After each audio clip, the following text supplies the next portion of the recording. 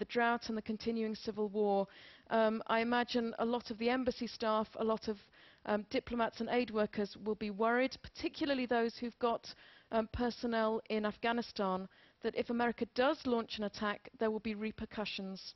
I have to underline here, Kate, that we are only speculating. It's far too early to say who's responsible. No one has yet claimed that responsibility. Should I be asking at this point about Ahmed Shah Massoud, given that that happened yesterday? Could that in any way have been connected to this? I don't think so. That was an internal Afghan affair. Although, of course, the opposition have blamed Osama bin Laden. They said that that was a technically sophisticated attack and had good logistical support. That's why they thought he was involved. If you remember the assassination attempt against Ahmed Shah Massoud, the main anti-Taliban Afghan leader, involved two men posing as journalists with explosives hidden inside a camera. There's still no word on Ahmed Shah Massoud, whether supporters are saying he's still alive. There have been reports that he's died, but we still don't know yet. Kate Clark, thanks for joining us, our Afghanistan correspondent, speaking to me there from Islamabad. Well, let me just give you an update from the Middle East. The Israeli Air Force has been put on high alert following what has happened in New York City and Washington. And shortly after the attacks on the eastern seaboard of the United States, the Palestinian leader Yasser Arafat said this. First of all, I am offering my condolences, the condolences of the Palestinian people to the American President, President Bush, to his government, to the American people for this terrible act. We are completely shocked, unbelievable. Yasser Arafat. Well, the former Israeli Prime Minister Ehud Barak was in the studio with me shortly after the incidents in the United States, and he described to me what he called an attack on civilization. The world will not be the same from today on. It's an attack against our whole civilization. I don't know who is responsible. I believe we will know in 12 hours.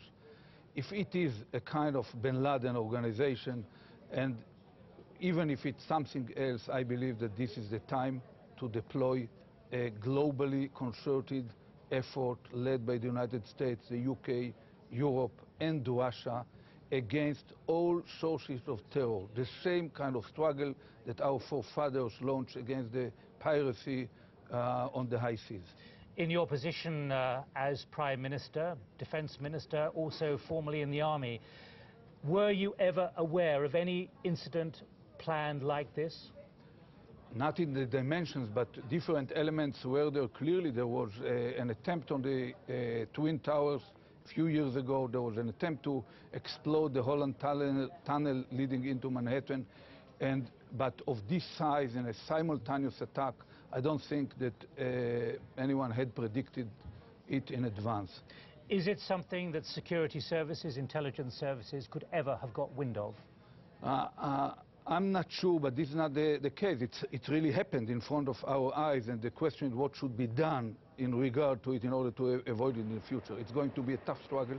There will be many tough and painful moments along the way, but I believe that if we will coordinate diplomatic, operational, intelligence, and economic activities that will not let them land at any airport and will isolate automatically any nation that is ready to host terror or support them. By doing this consistently along 6 or 10 years, we will reduce dramatically this challenge to all our way of life. Your words, Mr. Barak, are very similar to the words used to justify missile defense in the United States, which may have taken another 10 or 15 years. Here we've seen low-tech hijacked by those with evil intent. Yeah, I believe that it's, first of all, missile defense is also something which is clearly needed as long as there are something like this, rogue states, and it should be done, and it should be deployed maybe not on national level, but only on trans-regional level to cover exactly the threat from rogue states like Iran, Iraq, or Libya. But in this area, we will suffer. It will not be so easy to go aboard an airplane in the near future, but we have no way but to stand firm facing terror. Otherwise, all our way of life will be threatened. And to stand firm means to isolate from the world every nation that is hosting them and calling every terror thug with the accurate name and be ready with all the pains that come with it to act upon our observations. What price might democracy have to pay, given what has happened in the last 3 hours in the United States, given what you're experiencing now in Israel, in the center of Jerusalem, from your own citizens now, with the bombing over the weekend? There is no shortcuts. You know, our civilization is already highly vulnerable. Look at the entrances into the gates of boarding airplanes. It's a situation where it's not easy. Every simple step, crossing borders or going on a plane or on a ship, will become more complicated. But at the same time, it's a time to identify. There are no more than 5 or 6 countries in the world which are directly or indirectly responsible for hosting terror. There are no more than 10 or 15 terror thugs in the world. All the organizations are well known. The MI6 know all the information, the CIA knows, the Mossad knows it, and the same, the Ziem Bureau, the BND. And it's time for action.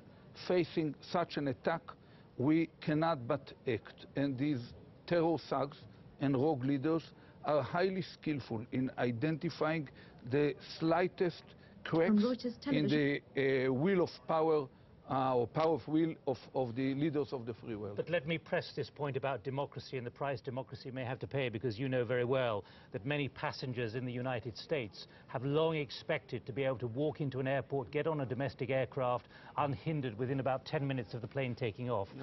They expect that as a free country. And it's a part of the problem that we have in a world which is so turbulent that we won't be able to isolate our advanced way of life from what happens around. And it's a time to launch a operational, concrete war against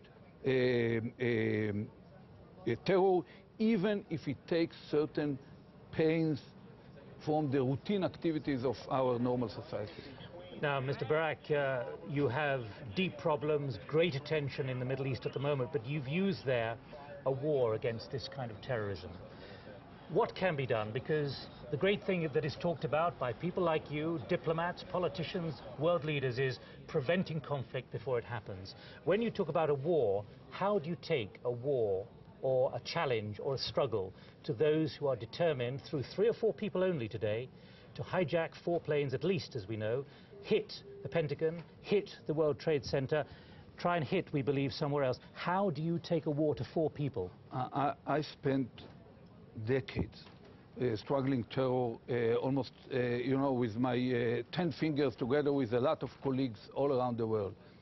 I believe that the world intelligence community, in a concerted effort, can identify within few months the sources of this terror.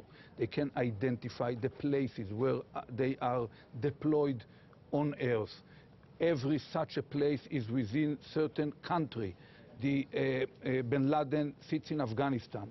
There is a source of terror. Who else do you identify, though? Because we're not saying he's responsible for this necessarily. No, we don't say that he's necessarily responsible. We know where other terror thugs are living. We know that Ferganskaya Dolina in Central Asia is a major route for drugs, but at the same time major route for terror.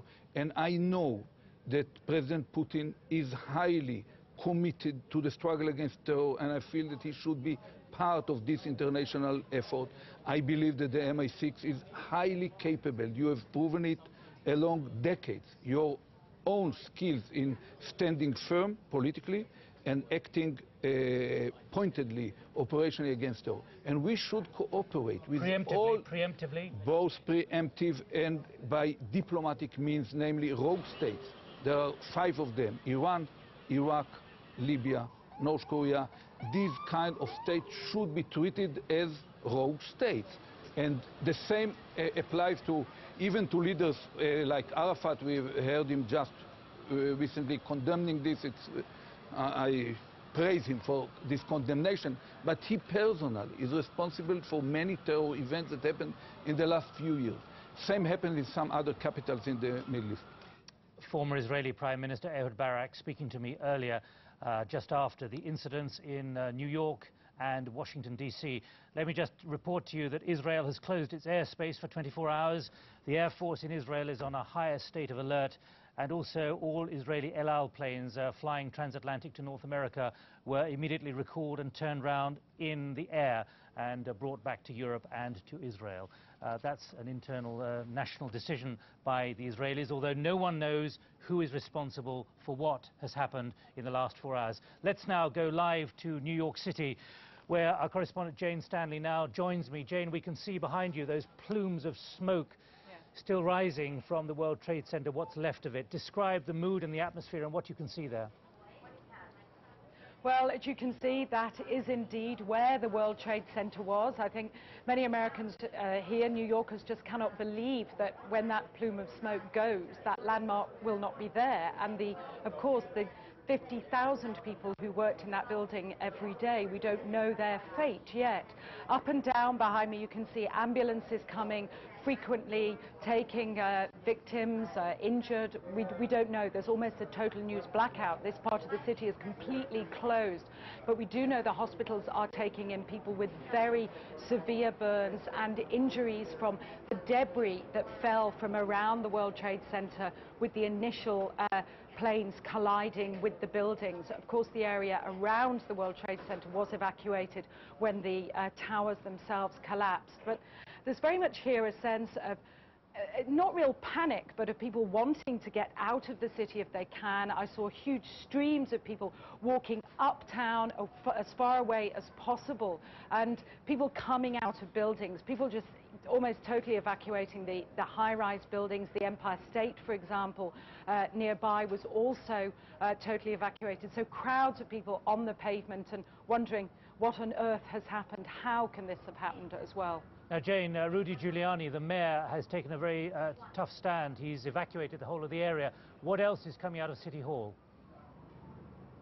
Very little, apart from he is talking of tremendous numbers of casualties, talking in the thousands, because of course we have no confirmed death or injured figures. There's actually too much chaos here. For example, the main cellular telephone connections were on top of the World Trade Center, so people can't get through to each other. That's very sad and just horrific for people who are looking for loved ones. I mean, I've seen people crying in the street, desperately bashing their cell phones, trying to get through to family members and trying to see where they are. So it's in this chaos, because of a scale of a tragedy of an attack like this, there is very, very little firm information. Jane, are you getting a sense really that almost a way of life has begun to seize up in parts of New York City and beyond into the state? Because of course many of those working down in Wall Street would have commuted in.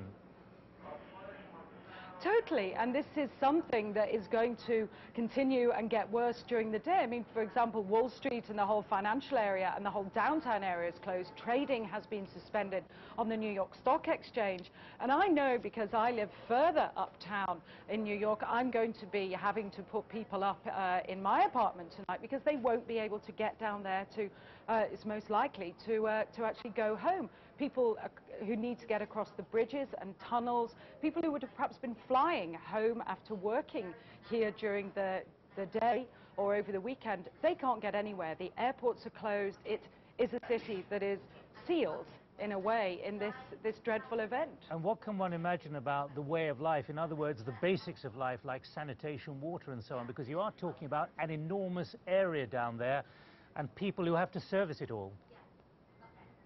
No, it is a huge area, and you can't imagine how long this is going to take to put together. I mean, 50,000 people alone work in the World Trade Center, or did until today. How many people work in that huge, busy area? Those pavements would have been crowded with people when this accident, this attack happened. So trying to restore the services from this kind of damage is going to be huge. It's going to take a long time for New York to recover physically with its cell phones, its sanitation, like you said, but I think emotionally for New York to recover and for Americans to recover. They're worried about an attack like this, but it never seemed real that something like this could develop and they could watch it happening on their television screens, as is what happened today. Well, Jane Stanley, thanks for joining us live from South Manhattan. You can see in the background behind Jane there what's left of the World Trade Center, the smoke, the dust, the rubble burning, and the dust plume still rising after what happened earlier today. About almost 5 hours ago, it began in New York City, and Fergus Walsh talks us through the sequence of events so far. It began in Boston when 2 passenger aircraft were hijacked by terrorists. These were United Flight 175 and American Airlines Flight 11, both bound for Los Angeles. They were forced to fly to the World Trade Center in New York. A third plane was hijacked at Washington Dulles Airport. That was American Airlines Flight 77, again bound for Los Angeles. It was flown to the Pentagon in Washington. A fourth aircraft, United Airlines Flight 93, from Newark to San Francisco, crashed southeast of Pittsburgh. Now, the World Trade Center in New York was the 4th tallest building complex in the world, 1,350 feet high. The Twin Towers dominated the skyline of Lower Manhattan. The first impact was just before 9 a.m. New York time, 2 p.m. here. The hijacked aircraft crashed into the 80th floor of the North Tower, each tower being 110 stories high. Now, 8 minutes later, a second plane crashed into the South Tower around the 65th floor. Now, the World Trade Center is the largest commercial complex in the world. It's effectively a mini city. 50,000 people work inside. It has 90,000 visitors every day. The casualties inside and on the ground are unknown. What we do know is that American and United Airlines say the 4 aircraft involved had a total of 266 passengers and crew on board. Now, within an hour, the Twin Towers had collapsed. Now, unlike most conventional skyscrapers, which have lots of interior columns to give strength to the building, the exterior walls of the World Trade Center bore most of the load, so the direct attacks were enough to weaken the buildings and lead to their collapse. Now, let's turn to Washington. Within 45 minutes of the attacks on the World Trade Center, another hijacked plane had crashed in a direct hit on the Pentagon. One side of the 5-sided building was completely destroyed. Just over 30 minutes later, a car bomb exploded outside the State Department. Again, there's no figure on casualties. American fighters are now patrolling the skies above New York, Washington, and other key locations to guard against further attacks. American military and government buildings across the world are on high alert. Other tall buildings in the US, such as the Sears Tower in Chicago, have been evacuated.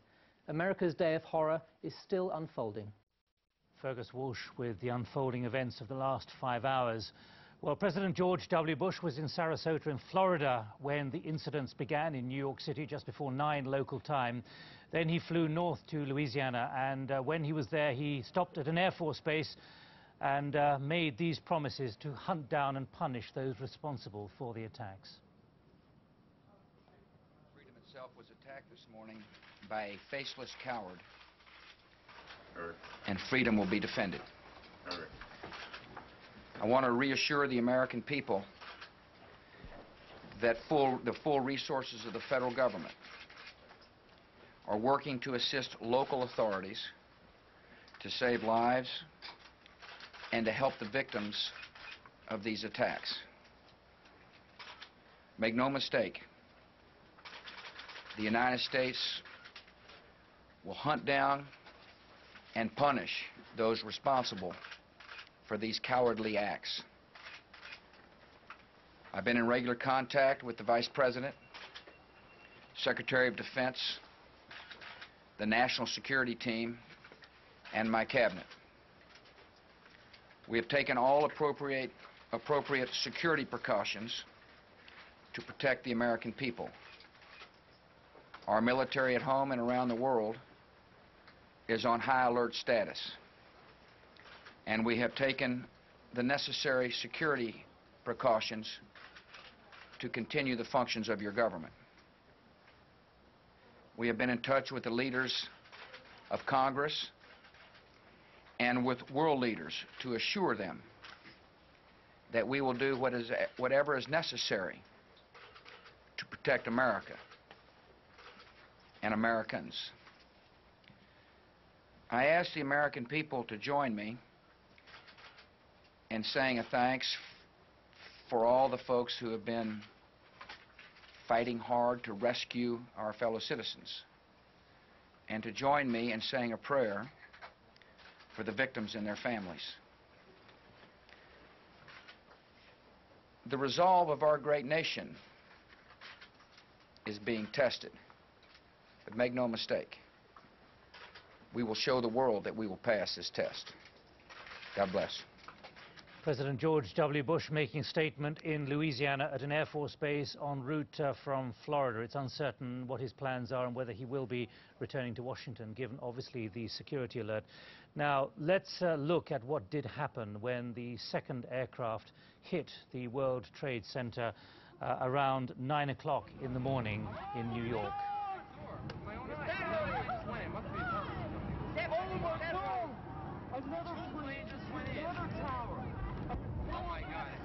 Now this is, we believe, amateur video, which was shortly after another plane had already hit the other tower of the World Trade Center. Two planes into two towers of the World Trade Center.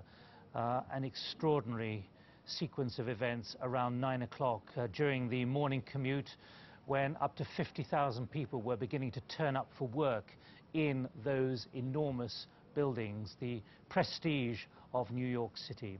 Well, U.S. Secretary of State Colin Powell was in Peru, in the capital Lima, where he was attending an Organization of American States meeting. He said this before he cut short his trip to return to Washington. A terrible, terrible tragedy has befallen my nation, but has befallen all the nations of this region, all the nations of the world, and befallen all those who believe in democracy. Once again, we see terrorism, we see terrorists, people who don't believe in democracy, people who believe that with the destruction of buildings, with the murder of people, they can somehow achieve a political purpose. They can destroy buildings, they can kill people, and we will be saddened by this tragedy, but they will never be allowed to kill the spirit of democracy. They cannot destroy our society. They cannot destroy our belief in the democratic way. You can be sure that America will deal with this tragedy in a way that brings those responsible to justice. You can be sure that as terrible a day as this is for us, we will get through it because we are a strong nation, a nation that believes in itself. You can be sure that the American spirit will prevail over this tragedy. Secretary of State Colin Powell in Lima, Peru, before he left for the United States. Now, for any of you who are just joining us and haven't heard the news, there has been an extraordinary, catastrophic sequence of horrific events involving 4 aircraft over New York City and Pennsylvania and Washington, D.C.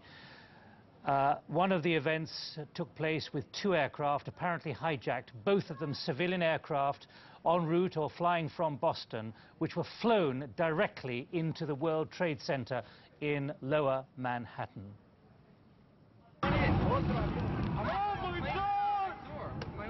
There you can see the second fireball in the second tower. On the right is the first tower, already ablaze after the first aircraft had flown into it. Those 2 aircraft set fire to the building with civilian passengers on board who'd boarded for a normal, regular, routine internal flight. Within 2 hours, both towers had collapsed. Well, let me make clear which airlines we're talking about. American Airlines says it has lost 2 planes with a total of 164 people aboard. According to news reports, the services were Flight 11 from Boston to Los Angeles and Flight 77 from Dulles to Los Angeles. Two United Airlines jetliners have also crashed in Pennsylvania. United Airlines Flight 93, a Boeing 757 en route from Newark in New Jersey to San Francisco. That crashed about 80 miles southeast of Pittsburgh in Pennsylvania. The fate of those aboard was not immediately known. It was not clear if the crash there was related to the disasters elsewhere. The second plane was United 175, which was a Boeing 767. That left Boston at 7:58 a.m., bound for Los Angeles. The airline would not say where that plane had crashed. Well, amid the chaos, the FBI and its international partners are already trying to work out who could be capable of planning attacks on this scale and why. Very few groups are thought to have the capability needed, but the Saudi rebel Osama bin Laden is one. He's currently in Afghanistan, where the ruling Taliban claimed today he was not capable of an attack of this size. But according to Islamic Jihad, the attacks were a consequence of United States policy in the Middle East. Here's our diplomatic correspondent James Robbins now on the search for those who were guilty. In the Arab quarter of Jerusalem, they're celebrating the massacre and mayhem in the United States. What's a disaster to much of the world is seen as a triumph by some. It's evidence of how much hatred has already been refueled by this disaster. Now American intelligence, which missed stopping the attacks, will desperately be searching for the culprits. And to find who's behind it, they'll first ask, how was it done? I think it's almost impossible to believe that a hijacker could convince an American domestic airline pilot to commit suicide by flying into the World Trade Center. I have absolutely no doubt at all they had trained pilots. We know in the past that they've had pilots who have been perfectly capable of flying aircraft, and this can only be the only, I think, answer to this. American pilots would not do this, but Arab fundamentalists may well be prepared to. Number one suspect has got to be this man, Osama bin Laden, the richest and possibly the most ruthless terrorist in the world. Bin Laden has declared the destruction of the United States his top priority. He heads and pays for an extraordinary international network of Islamic militants. Whatever the response, Osama bin Laden is already accused by the United States of bombing two of its embassies in Africa in 1998. 224 people were killed, including 12 Americans. It's only 3 months now since 4 Islamic extremists were convicted of those bombings by a court sitting in New York. Osama bin Laden was named by American federal prosecutors as the mastermind of these killings and a string of other attacks. Bin Laden is also suspected of involvement in this previous attack on today's major target, the World Trade Center. This bombing in 1993 killed 6 people and blew a 60-foot hole through 4 basement levels of the building. And this evening, many Palestinian and other Islamic militant organizations are distancing themselves from today's attacks. Perhaps they're fearful of American retaliation. A leading Middle East analyst in Britain hopes the blame won't fall on the entire Arab world. It will stigmatize many innocent people, law-abiding people who have settled in the West. But what can states do? You've got to be practical. Before today, the worst terrorist attack inside the United States was the Oklahoma bombing of 1995. And it was an American, Timothy McVeigh, who was convicted and executed for that mass killing. But tonight, nobody seriously believes Americans have been killing their own. And the mastermind for these latest attacks is being sought outside America's borders. James Robbins, BBC News. Well, let me now give you a summary of some of the other news which is coming in at this hour about relating to what's happened in the east of the United States. The New York State National Guard has now been called in to reinforce New York City Police after the collapse of the World Trade Center towers because of the security and disorder problems, but also the humanitarian and the health issue, and just to create some kind of order in the south of Manhattan. The New York stock and commodity exchanges are in complete turmoil. Many of those working in Wall Street actually work in the World Trade Towers building. Up to 50,000 people working for a myriad number of corporations work in those buildings. But several leading stockbrokers and big financial institutions do have enormous offices there. And the first plane hit the tower at about 10 to 9, which is when many people would be arriving for work, although many would have been there in the first place. Often many of them get in at 5 or 6 in the morning, simply coping with the European markets and the responses there. But it wasn't just in the World Trade Towers, it was also in Wall Street itself. Many of the brokerage houses and the financial institutions in the smaller, still enormous buildings around the bottom of the World Trade Center. Well, let's now go live to Tony Blair, the British Prime Minister, who's speaking live in Downing Street. We've offered President Bush and the American people our solidarity, our profound sympathy, and our prayers. But it is plain that citizens of many countries around the world, including Britain, will have been caught up in this terror. I have just chaired an emergency meeting of the British Government Civil Contingencies Committee, and I would like to explain some of the measures that we have agreed to take here. There are a range of precautionary measures. We have stepped up security at airports to the highest levels. No flights will take off from the United Kingdom for which we cannot apply the highest standards of security for aircrew and passengers. Private flights have been stopped except where specifically authorized. Flight paths into London have been changed so there will be no civil overflights of central London. Security has been increased across the full range of government buildings and military premises. The police across the whole of the UK are on full alert.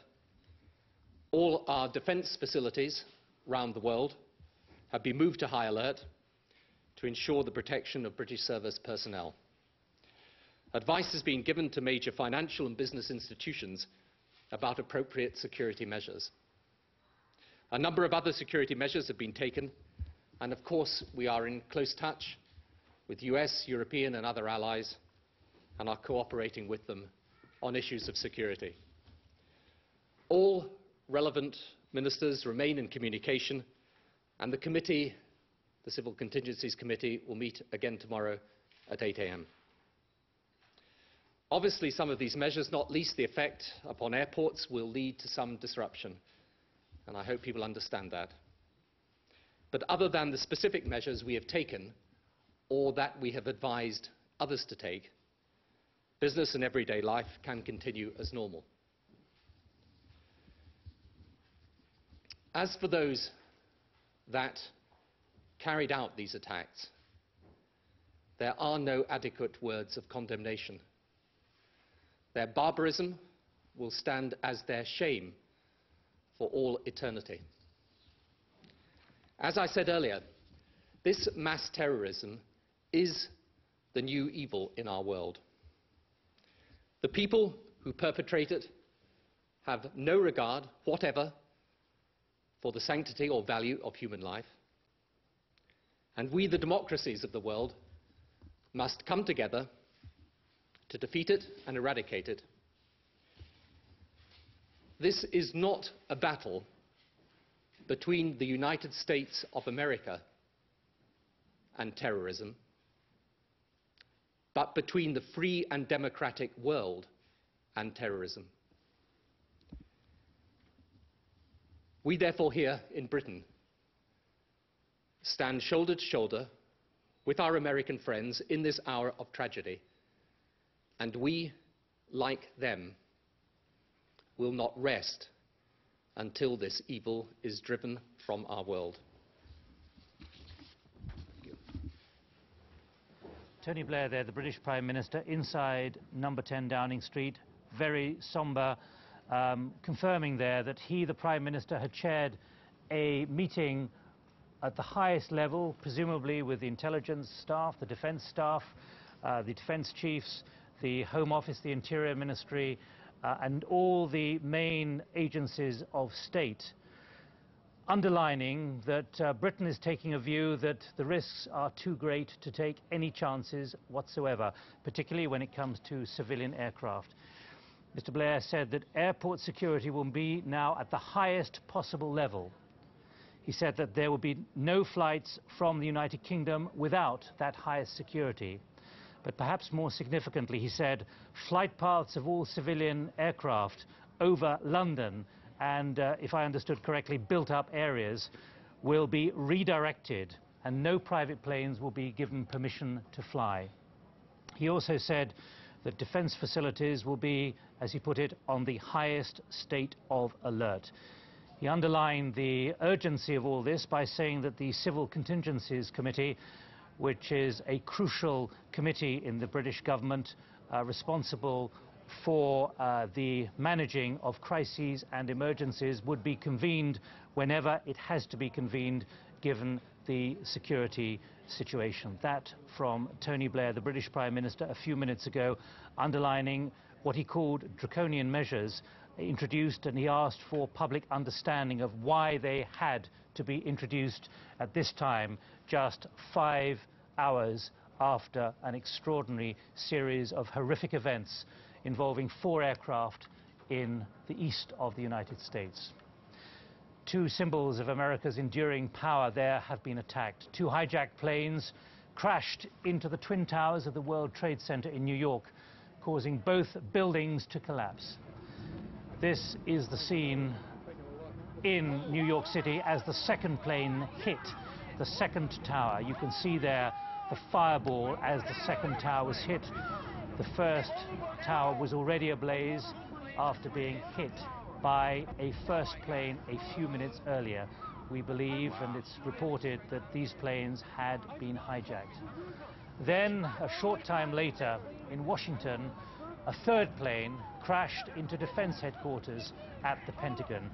It's not yet known how many people were killed there, but at least 50,000 people were working in the World Trade Center.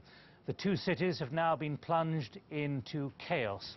Troops and the National Guard militia are now attempting to evacuate the whole of the lower part of Manhattan. Hospitals in New York are overwhelmed with casualties. Many have horrendous burns, according to doctors. There are no indications so far of who is behind the attacks. Leaders from around the world have condemned the attacks. We've just heard Tony Blair saying that Britain stands shoulder to shoulder until this evil is driven out. Ministers of the European Union have said the attacks are the worst on the United States since Pearl Harbor. President Bush said those responsible would be hunted down. He said they would be punished. It came out of the clear blue sky on a mild fall morning in Manhattan. At first, no one knew what had happened. Could it have been an accident? Surely nobody would fly into the Twin Towers of the World Trade Center on purpose. But 8 minutes after those first pictures, the full, startling reality of what was going on became clear. In slow motion, you can see a Boeing 767, a passenger plane, crashing into the South Tower. A BBC correspondent, Stephen Evans, was on the ground floor of the World Trade Center when it happened. I was on the ground floor of the building, sitting in a chair, waiting for somebody to turn up, as you do. There was a huge bang. It felt to me like somebody dropped a skip full of rubbish, a great container full of rubbish from a very great height, at which point smoke appeared everywhere, as though a mist had suddenly settled on the building. We all streamed out, some people running, some people crying, nobody really screaming, across the road, and you look up and you can see the top of one of the towers, smoke billowing out from it. It is hard to imagine what must have been going through the minds of people on the streets below. There's people jumping out of windows. I've seen at least 14 people jumping out of windows. It's horrific. I can't believe this is happening. We heard a big bang, and then we saw smoke coming out, and everybody started running out, and we saw the plane on the other side of the building, and there was smoke everywhere, and people are jumping out the windows. Over there, they're jumping out the windows, I guess because they're trying to save themselves. I don't know. President Bush was visiting a school in Florida. And I've ordered that the full resources of the federal government go to help the victims and their families, and to conduct a full-scale investigation to hunt down and to find those folks who committed this act. Terrorism against our nation will not stand. And now, if you join me in a moment of silence.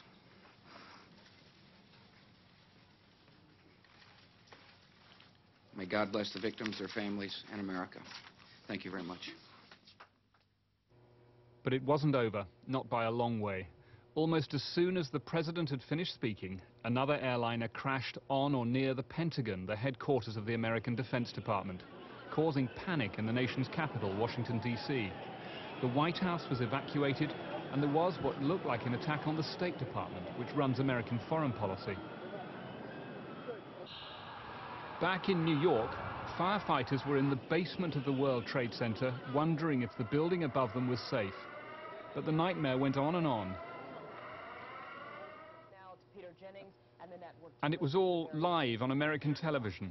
First, one of the towers collapsed. Thanks very much. Collapsed. The whole side has collapsed? The whole building has collapsed. The whole building has collapsed? The building has collapsed. That's the southern tower you're talking about. Exactly. The second building that we witnessed the airplane enter. The emergency services had cleared an area around the towers, but they'd not yet succeeded in evacuating the building. The people still inside had seen the other tower go and waved in desperation, but it was too late. And then the World Trade Center, proud symbol that it was of the wealthiest city in the world, was no more.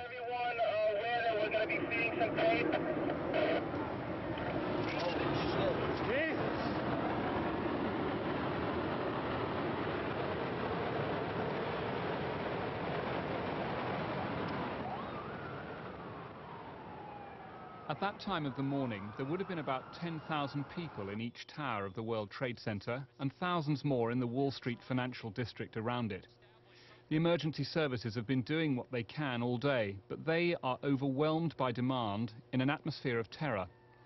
Every airliner in the air across America was ordered to land at the nearest airport. A plane crashed in Pittsburgh. As smoke blew across Capitol Hill, the heart of American democracy, it is clear that this is the biggest attack on America since Pearl Harbor. Once again, we see terrorism, we see terrorists, people who don't believe in democracy.